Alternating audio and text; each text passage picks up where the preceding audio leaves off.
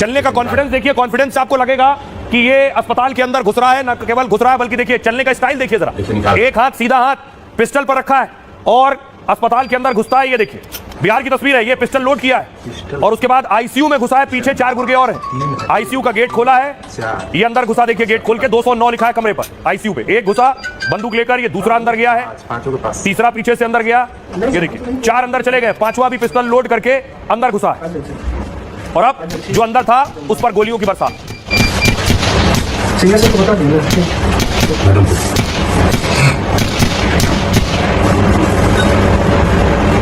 पूरे इत्मीनान से जो 5वां है, पहले वो भागा, पिस्टल पीछे रखी उसने, चौथा भागा, उसके पीछे तीसरा भागा और ये दूसरे नंबर वाला भागा, लेकिन 5वां अभी नहीं निकला है। वो इत्मीनान से आईसीयू में ये कंफर्म कर लेना चाहता था कि जिसे मारने आए थे वो मर गया। उसके बाद देखिए गेट खुला, निकाल रहा है।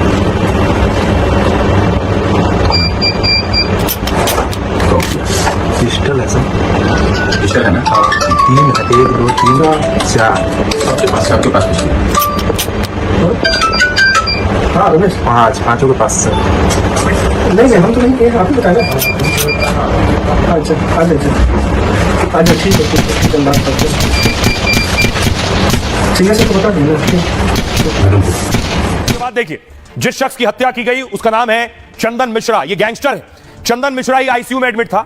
चंदन मिश्रा जेल में था, उम्र कैद की सजा काट रहा था और पैरोल पर पहुंचा था अस्पताल। इसे आए अपराधी मारकर चले गए दिन दहाड़े अस्पताल के अंदर।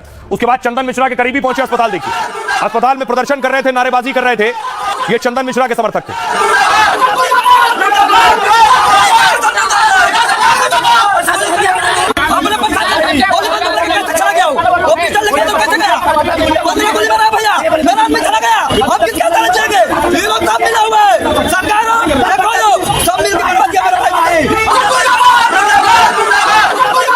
अब आपको बताऊं कि आखिर बिहार में इस घटना के बाद लगातार सवाल उठ रहे हैं नीतीश कुमार और उनके प्रशासन पर।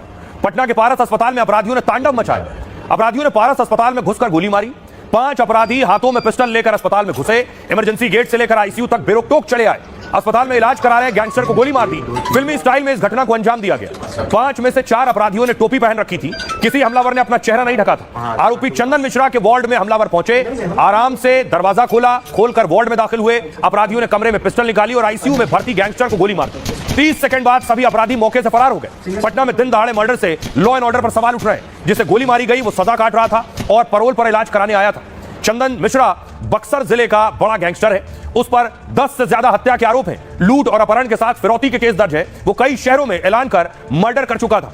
बक्सर के ही चूना व्यवसायी की दिन दहाड़े हत्या कर दी थी। रंगदारी ना देने पर ऐलान किया था कल मारेंगे। चंदन मिश्रा अभी बेऊर जेल में बंद था, पैरोल पर इलाज के लिए अस्पताल में भर्ती था और पुलिस के मुताबिक गैंगवॉर में वारदात को अंजाम दिया गया। लेकिन अस्पताल से लेकर जेल प्रशासन पर अब सवाल उठ रहे हैं। सुनिए जरा, अब ताज्जुब तब होगा जब बिहार में अपराध बढ़ रहा है, दिन दहाड़े हत्या हो रही है और एडीजी साहब कह रहे हैं कि मई जून में इस तरह की हत्याएं होती हैं। सुनिए, कई हत्याएं हुई हैं, होती पूरे बिहार में, और इस माह मई जून में ज़्यादा मर्डर होते आई है वर्षों से। अप्रैल मई जून जब तक बरसात नहीं होती है ये सिलसिला जारी रहता है। मई जून में ज़्यादा मर्डर होते आई है वर्षों से। अप्रैल मई जून जब तक बरसात नहीं होती है ये सिलसिला जारी रहता है, क्योंकि ज़्यादातर किसान को कोई काम नहीं रहता है। एक बरसात होने के बाद लोग, कृषक समाज के लोग व्यस्त हो जाते हैं और घटनाएं घटती है। बिहार पुलिस जो है कहेगी कि ठंडा आ रहा है, गर्मी आ रहा है, बारिश हो रहा है, तो अपने से पल्ला झाड़ लेंगे कि भाई बारिश हो रहा है उसके अपराध जो बढ़ रहा है,